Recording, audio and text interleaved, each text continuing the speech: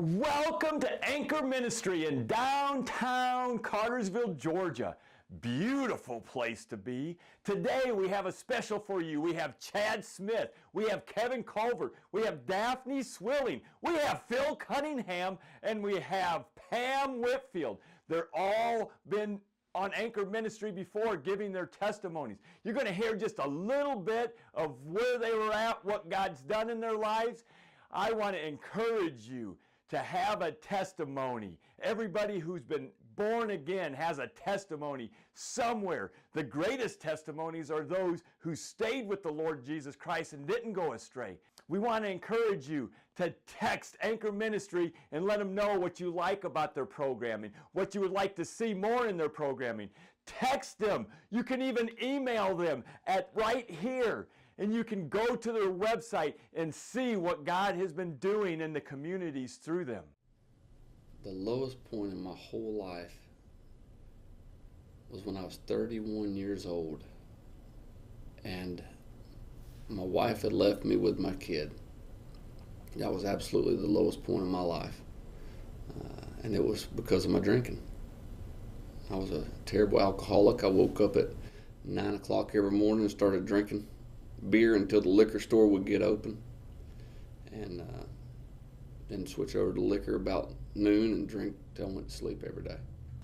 Life circumstances, I was getting ready to get married, I was getting ready to graduate college, and a baby who just was not in the picture, was not in my future at that moment, and just happened to where I found myself pregnant. I had no relationship, and it just wasn't part of the picture.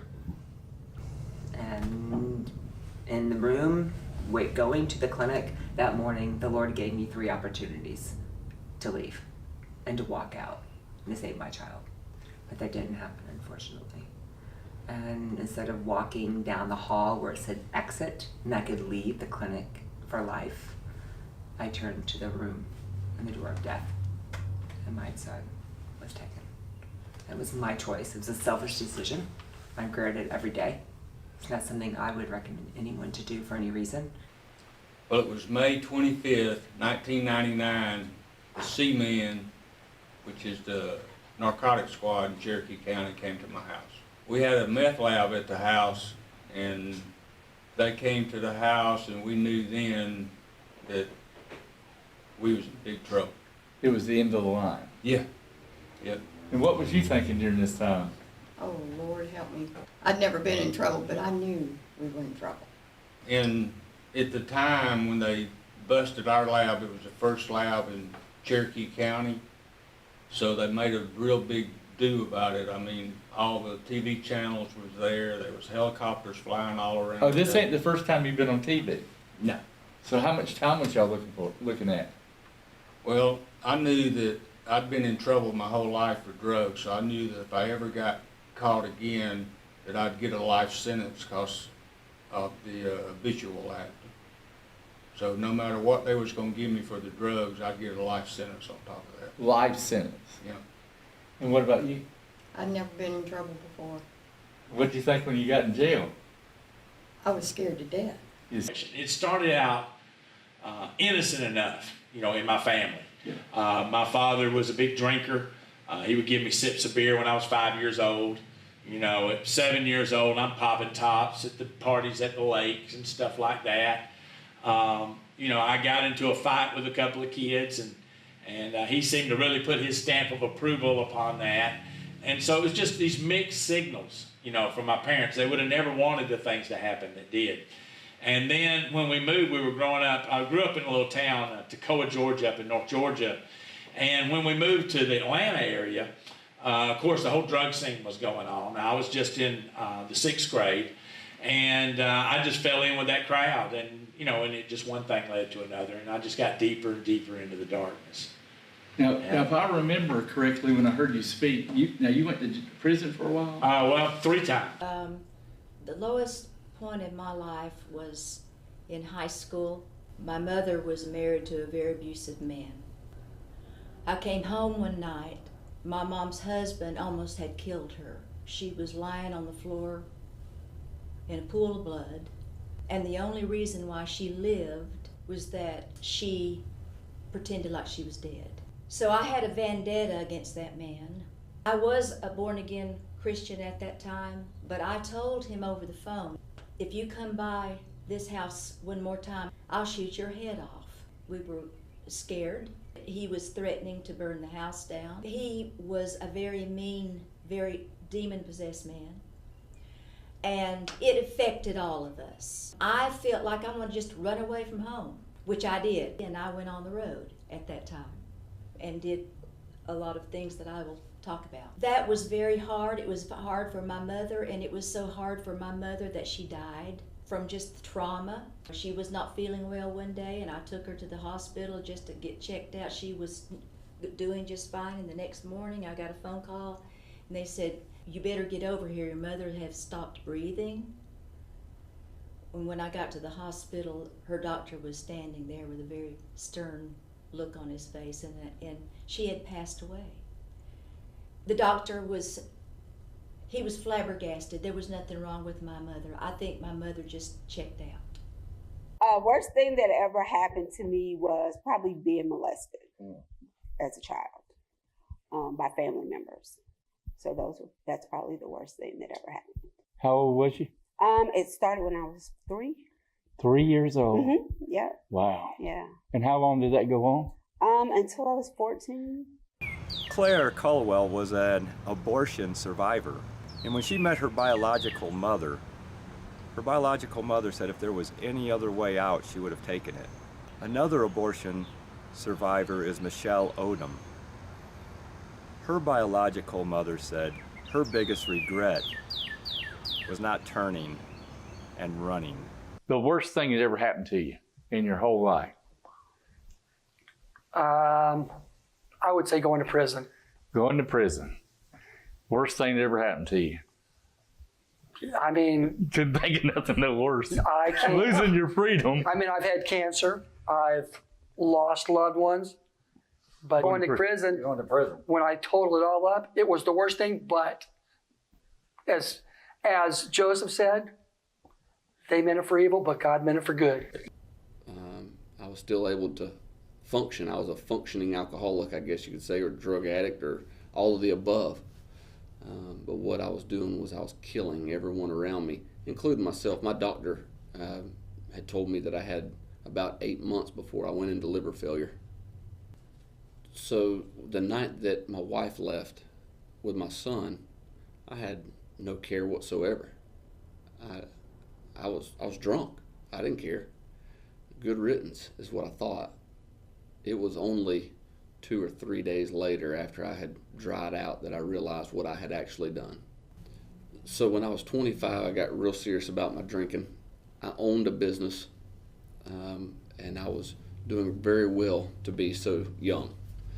And what I discovered is the money enabled me to live like Satan. I mean, I was just Satan incarnate when I was drinking.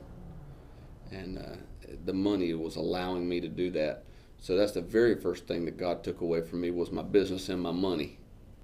But what I didn't know is that the Lord had another plan for me, and He was coming for me. Yeah, so you know the sound that a bottle makes when it opens. Well, I heard that sound like I had every night for years before. But directly following that sound was a sound I had never heard audibly. And I knew immediately it was the voice of God. And He simply told me, live or die. And I knew that if I didn't go pour that bottle down the drain right then, He was going to kill me. He was taking me out. He had something for me to do, and I could either do it or die. And it was really no option. I didn't have any in between. He wasn't going to allow me to live my life running His name down any longer. But one morning I was doing my devotions, and the Lord's like, okay, now you're going to write a devotional. Help women heal from their abortion. And I'm like, no, I'm not. Just close the book and go to work, and I'm done. But by the end of the day, I realized it's something that needed to be done. So how do you cope with that? How do you cope with knowing you extinguish life? At the time when I made that choice, I was backslidden. You know, I grew up in and out of church, and about 17, I walked away. And when I was 21, almost 22, I made this decision. And I realized that afterwards, I was like, I'm relieved. It's almost like I can go on with life. You know, everything will be different. Everything will be the same, which is what they tell you in the clinic. You know, just do this and be over and done with, and you can go on with the life normally. Well, you don't live a life normally. You think about the situation that you chose to do pretty much every day. It comes up in some way. And you can either go into denial or go into depression. Well, behind my brick wall that I built over the years was denial. I shoved the experience down so deep inside that I didn't want anybody to know anything. And I was just gonna hide my secret and go on with life. So while I'm in jail, this happens the day I come back from that first church service, right? I come back in there and I'm already amazed because something's going on, right? I don't know what it is. And all of a sudden they yell, the Gideons are here. Well, listen, I would go into motel rooms and I would pull out that Gideon's Bible and I would lean it against the curtains to make sure nobody could peek in there. So I knew what a Gideon was on the Bible, but I didn't know anything about him.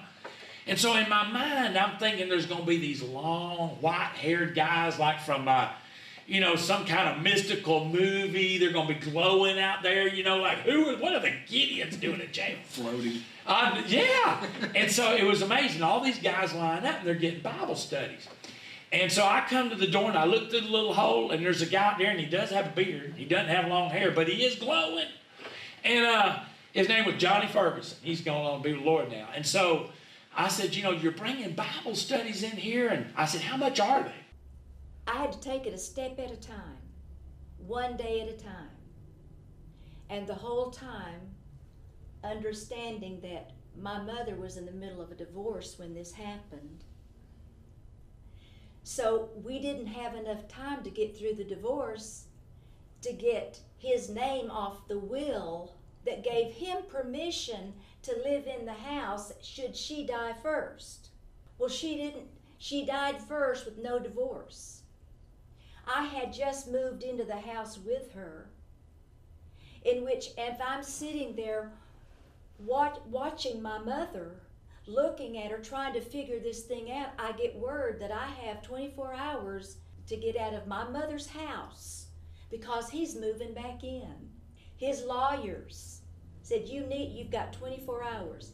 You got to get all your stuff out, all the stuff that you want from, well, I had to get all of Mother's stuff out because he would have destroyed it. So I had to go from there to meet with the divorce lawyer to try to figure out what is next. And then from there, I had to go to the house, waiting on my brother to come, and to pack up a whole house. He moved back in, laughing his head off, like, yeah, gotcha now. I'm a Christian and I believe in forgiveness and I believe in walking in forgiveness. That was tough. That was tough.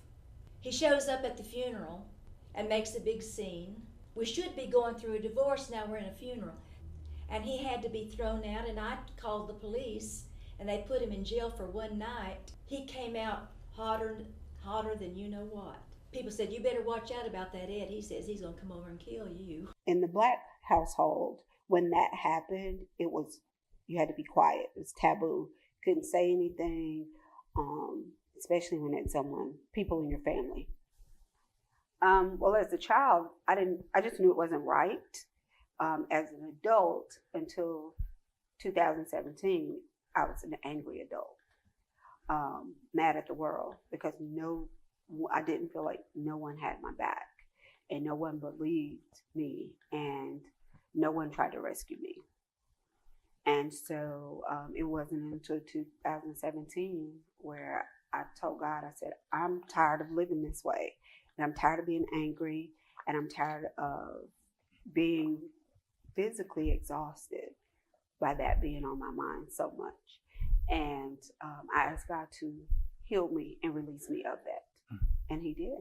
Prison was difficult in a lot of ways because, first of all, I have a family that loves me.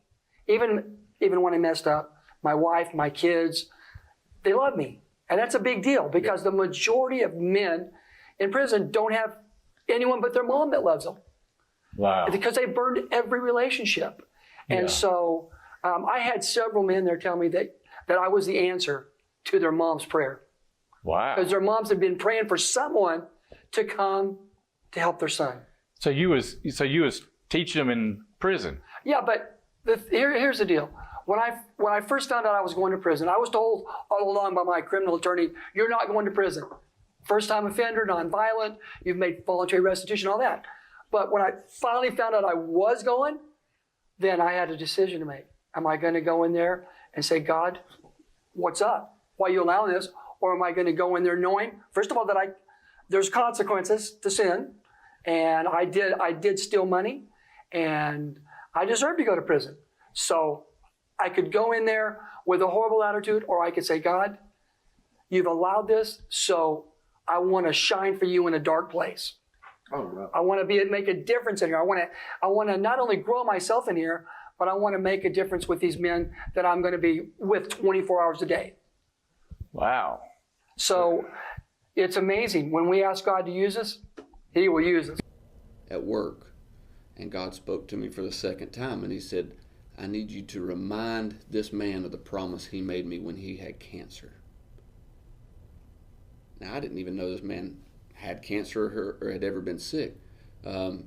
So I said, okay, all right, I'll do that. So I walked in and I told the man, I said, I got something I got to tell you. The Lord wants me to tell you that to remind you of the promise you made when you had cancer. He looked at me and said, I never made any promise to God.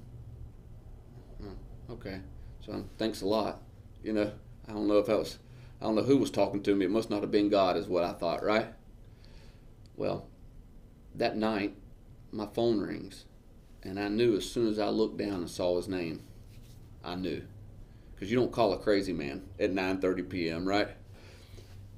I answered the phone. I said, hey, man, what's up? And he's crying. He's bawling, crying. He said, you're right. You're absolutely right. He said, my wife reminded me. He said, I told her about this holy roller that I met at work, and I told her what you told me. And she put her fork down and turned ghost white and said, don't you remember, before you went back into surgery, you did promise God that if He would heal you of this cancer, that you would spend the rest of your life